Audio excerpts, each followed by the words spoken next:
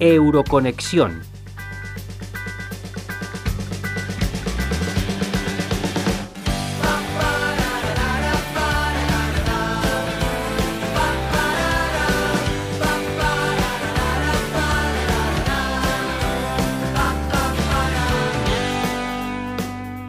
El bullying es una forma de agresión de carácter físico, verbal o relacional intencionado y que se repite en el tiempo.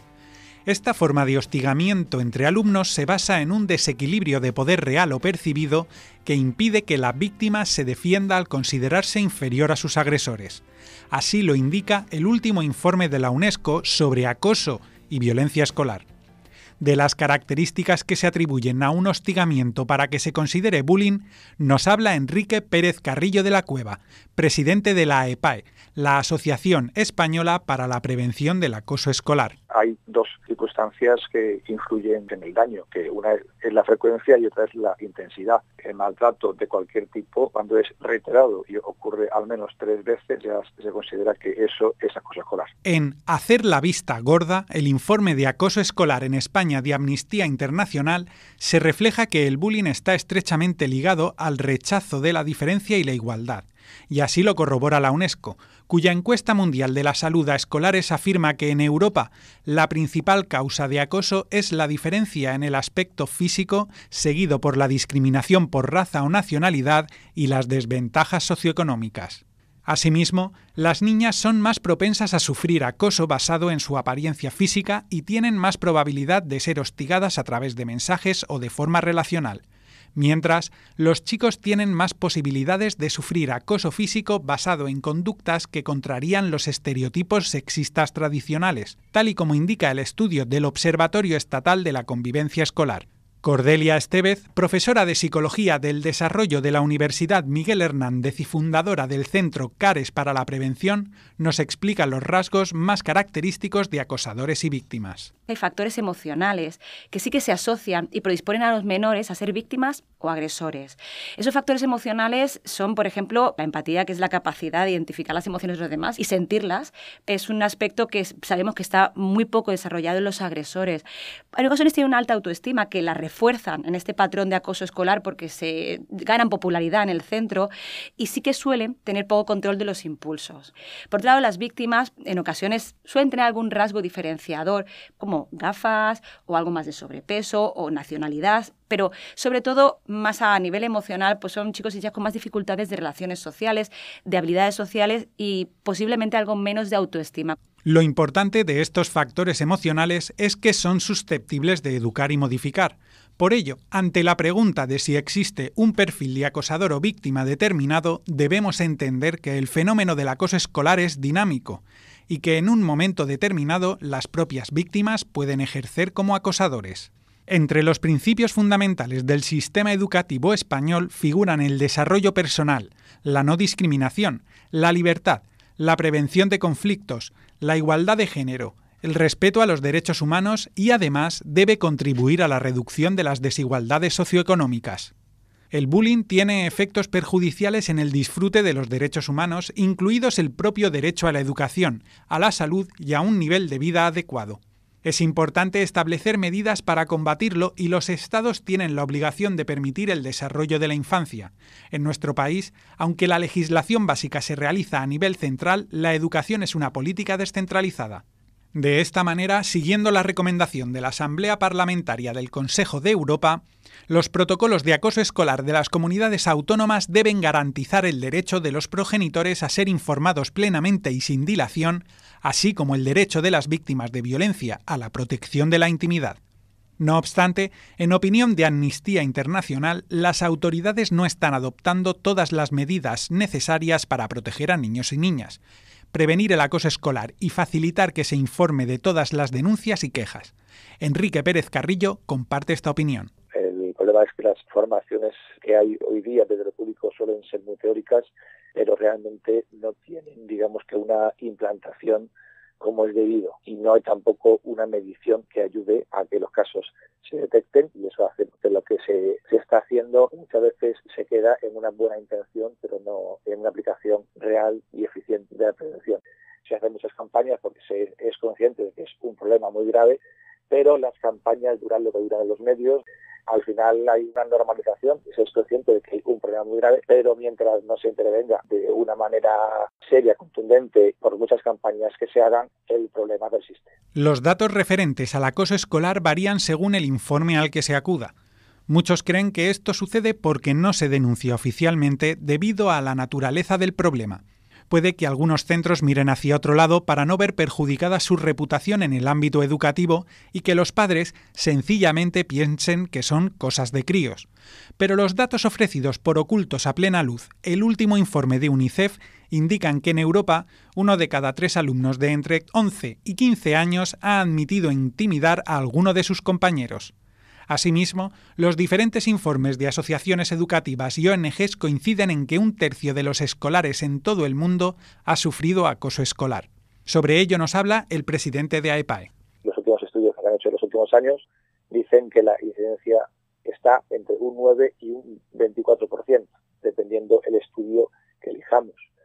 Haciendo un cálculo matemático sobre población escolar, estamos hablando de cientos de miles de niños y niñas que hoy día están sufriendo acoso escolar. ¿Qué ocurre? Que desde lo público eso no interesa.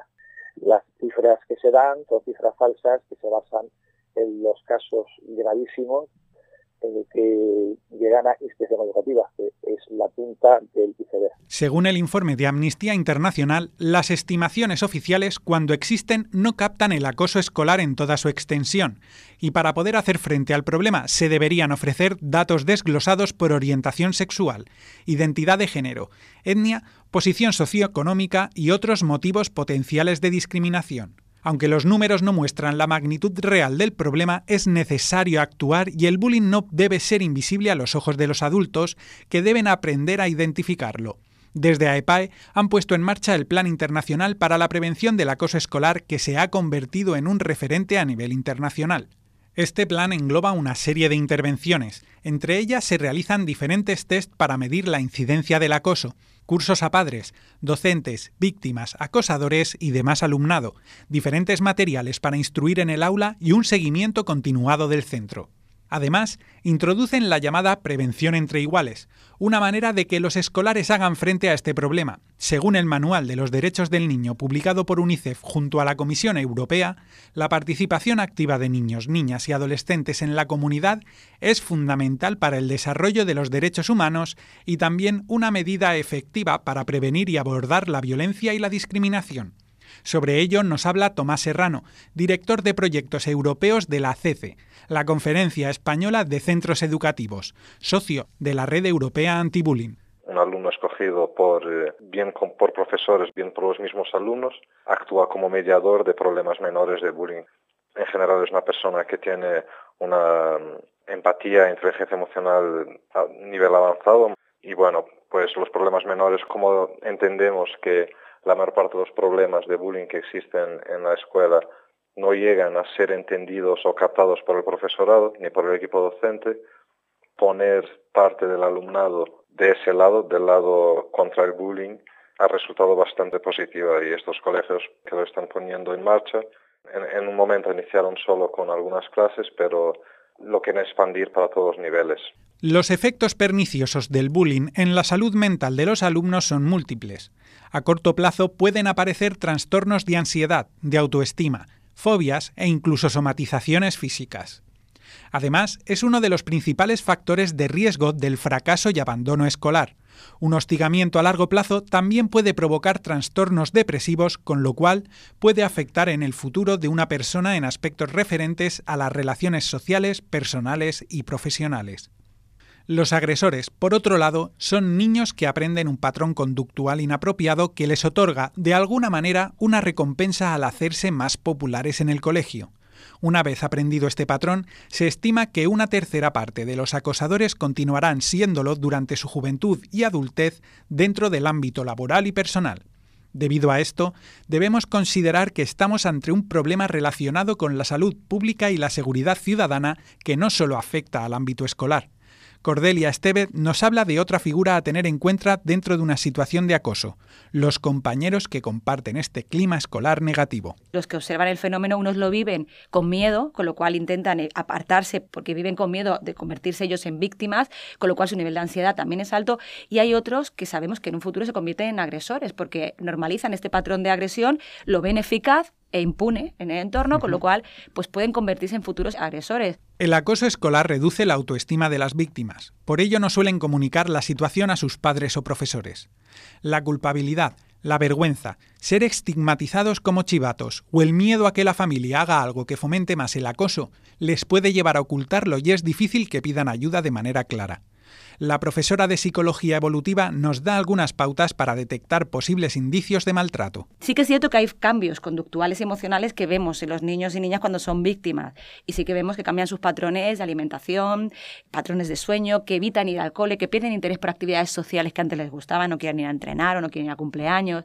Esto es algo que debería de alguna manera poner un poquito de alarma en las familias, pues para comunicarnos y hablar y mejorar sobre todo la forma de comunicarnos con ellos, intentando evitar la percepción de culpa por parte del menor, simplemente preguntando y empatizando con la situación con la que se están encontrando. Existen diferentes tipos de acoso escolar que suelen coexistir: el psicológico, el relacional y social, el físico o el sexual, entre otros.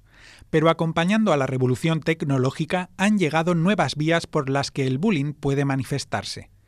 Debido a la cantidad de nuevas plataformas desconocidas muchas veces por los padres, el hostigamiento puede acompañar a sus víctimas hasta sus propias casas. Nos lo explica Tomás Serrano. Ciberacoso, que es el hecho de que antes, si sufrías bullying en el colegio, pues salías del colegio y te ibas a casa y se terminaba ahí un poquito la pesadilla de sufrir el acoso. Pero con la conectividad que tenemos hoy constantemente, este acoso no cesa, digamos. Y yo creo que es una de las problemáticas actuales más relevantes, porque esta persona que está siendo acosada no tiene un espacio seguro, digamos, siempre que esté con un móvil, claro. Tal y como nos han explicado el director de proyectos europeos de CC, Tomás Serrano, la profesora de Psicología del Desarrollo, Cordelia Estevez, y el presidente de AEPAE, Enrique Pérez Carrillo, debemos entender que el acoso escolar no es algo puntual ni son cosas de niños. No se trata de un problema que afecte a uno u otro colegio, sino que es un problema social. Para que los más jóvenes puedan desarrollarse en condiciones saludables, los adultos debemos aprender a prevenirlo, detectarlo y combatirlo. La responsabilidad reside en todos y cada uno de nosotros. Euroconexión, un proyecto de la Asociación de Radios Universitarias de España y el Parlamento Europeo desde la Universidad Miguel Hernández de Elche.